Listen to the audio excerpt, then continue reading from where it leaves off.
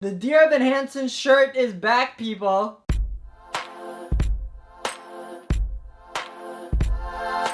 What up, my realists? It's Stephen, and welcome back to another Thursday video. I hope y'all are doing great. I have been doing good. I just have a lot on my plate right now, juggling so many different things. For those of you that don't know, I'm actually launching my own podcast this weekend. My fiction podcast called Joan, Kendrick, and the Realms of Lahr is a first-person fantasy podcast, and the first episode will be released this Sunday, February 28th. But enough about that, let's go into the meat of this video. So as most of you probably know, I am a huge Disney fan. Honestly though, who is not a huge Disney fan, because Disney is basically everybody's childhood. And of course, one thing I love about Disney is watching their shows. I have actually seen a couple of them, and they're all pretty great, which is why it was kind of hard for me at first to make this list, because I knew I would be bumping some really good ones out. I think it's safe for me to say that I love every single one of these musicals. Like, I would totally watch them in a heartbeat if I could. And it was such a pain to have to like rank all of them, but that's what I did for you guys. But before we get to that, I just want to say if you like this video, don't forget to give it a big thumbs up and comment down below. Also, don't forget to follow me on all my social media platforms at Stephen Flores for Facebook and at Stephen J. Flores for Twitter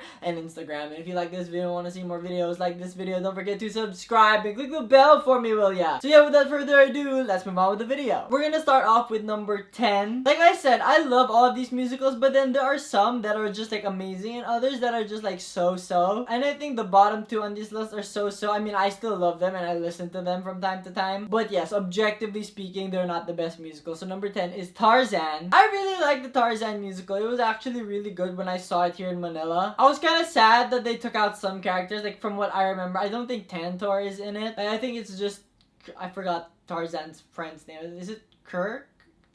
Turk? I think it's Turk. But and that reprise of You'll Be in My Heart still gets to me every single time. It's still in my playlist for like musicals and stuff. Although, strictly speaking, it is not the best one, I admit. The plot is a little bit shaky and the adaptation to the stage wasn't the best. But for what it is still pretty good. Next up, we have The Little Mermaid. So The Little Mermaid and Tarzan are the two that I know objectively are not good. But since it's Disney, I still enjoyed it. I think the one thing that didn't work for me here was the costuming. If you guys know the costuming of The Little Mermaid, it kind of looks like, I don't know how to describe it. It's basically like, it's like this. So this is like this is like the tail, this is like the I don't know if I'm like doing this right. But basically it's just like there's like the head of the person, then the tail, then the legs. For some reason you can see the legs. I like how they were on rollerblades for this show to like get the swimming on and everything like that. But also those mermaid costumes really did not look good. Like, they looked so awkward. Other than that though, there's not really much to complain about, except maybe the way that they resolved the end of the plot. Like, because you know, in the movie, like Prince Eric stabs Ursula with a ship, because you can't really do that on stage. Like, it was this really simplistic ending that was kind of like a Deus Ex Machina for me, and that didn't really work for me. But I mean, to hear Under the Sea live and Part of Your World live, that's magical anyway. Next up is one of Disney's original musicals, Aida. That song, I don't know what the name is, but it's still in my playlist. I don't know what the name is, but it's like, it goes, I know expectations are wild, I know it, they can, da da da da da da da.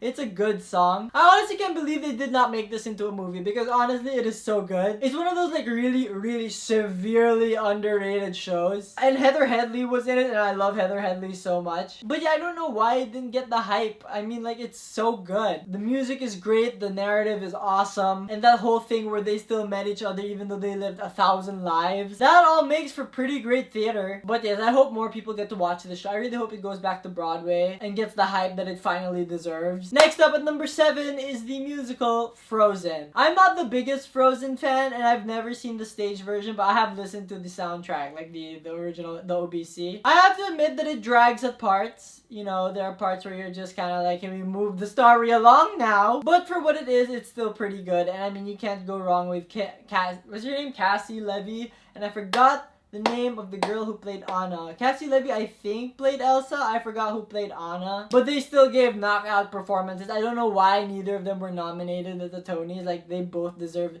Patty Murin! There we go. Patty Murin is Anna, and Cassie Levy is Elsa. And oh my god, can I just say, they switched the best part of this entire show is the ending of Let It Go. You know how they changed it from the cold never bothered me anyway, and then they made it the cold never bothered me anyway. I was like, wow, that's pretty good. I just don't like the fact that they included the song I didn't like, which is Fixer Upper. Fixer Upper is such a like filler song. Like it doesn't add anything to the plot. And when I watched the movie, I was like, can we just like skip ahead of this song, please? And they still included it for some reason. Next up, we're going to a show that has not gone to Broadway, but it really needs to, because I need to see this live on stage. And that is the Hunchback of Notre Dame. This is on here for the song Out There alone. If you guys don't know what the song Out There is, you're missing out on life, okay? That song is immaculate. It really just hypes me up so much. And out there living in the sun, give me one day out there, all I ask is one. It's so good. Did you guys see Deaf West Theater? I think they're called Deaf West Theater's production of it, you know, with like the sign language and all of that. I seriously, for like a solid week, could not stop watching that clip of Out There. Like, I really need to see this show. Next up is a show I also haven't seen, but I really want to see so bad, and that is Mary Poppins. Mary Poppins is one of my all-time favorite movies, both Disney and otherwise. I'm a huge Mary Poppins fan, and it sucks that I have not seen the show yet. And I heard the show does the story so beautifully. Plus, I mean, it includes all the classic songs like Supercalifragilisticexpialidocious, and that song that's like, feed the birds, tuppence a bag. So good. We are down to the top 4 now, and at number 4, it's Aladdin. I saw this live on stage, and while it isn't as grand as I hoped it would be, it is still pretty great. I didn't see the Broadway version. I saw like a version that came to Manila like maybe like 10 years ago, 9 years ago, and I found it really fun.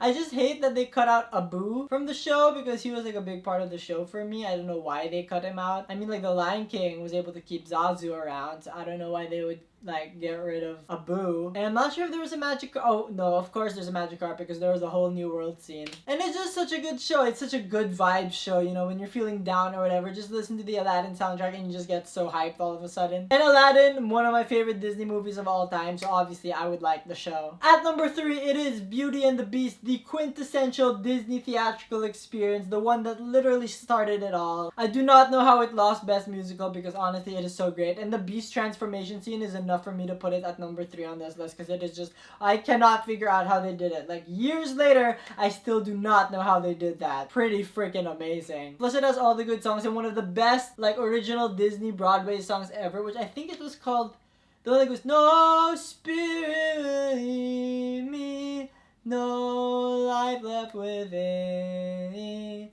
no point anymore if I can't love her.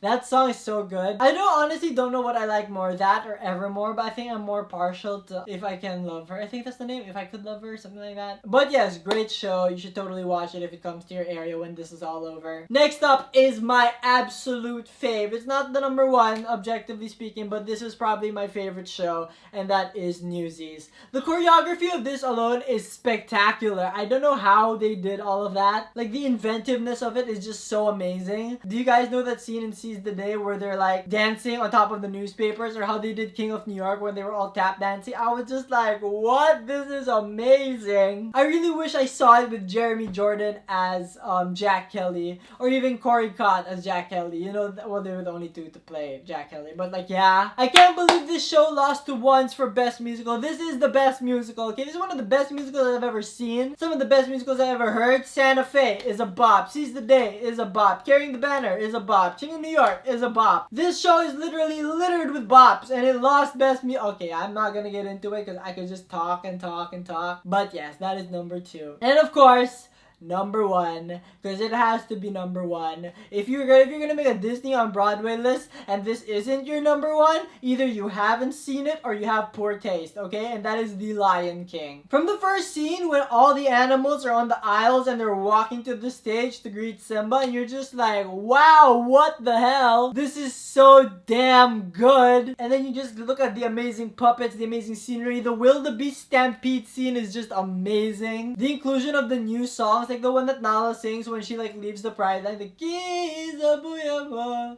It's so good. And of course, you can't go wrong with the classic. I just can't wait to be king. Can you feel the love tonight? the whole production of this is just astounding. Like, I cannot believe like human minds actually thought of this, because this is just amazing. The fact that it's still running on Broadway after like maybe like 20-25 years, I mean, just speaks to how amazing this show is. Literally hundreds of millions of people have seen this show, and it is just like, it deserves all the hype that it gets, because it is just that amazing. So yes, that is my list of Disney's best Broadway shows. What would your list be like? I want to hear about them. Comment down below. And yes, I will see you guys next week for our next video. Thank you so much for watching. If you like, hit subscribe button, like button down there. My last videos are to my left and to my right, and down in the description on my social media stuff. Like me on Facebook, follow me on Twitter, follow me on Instagram, guys. Till next time, see ya.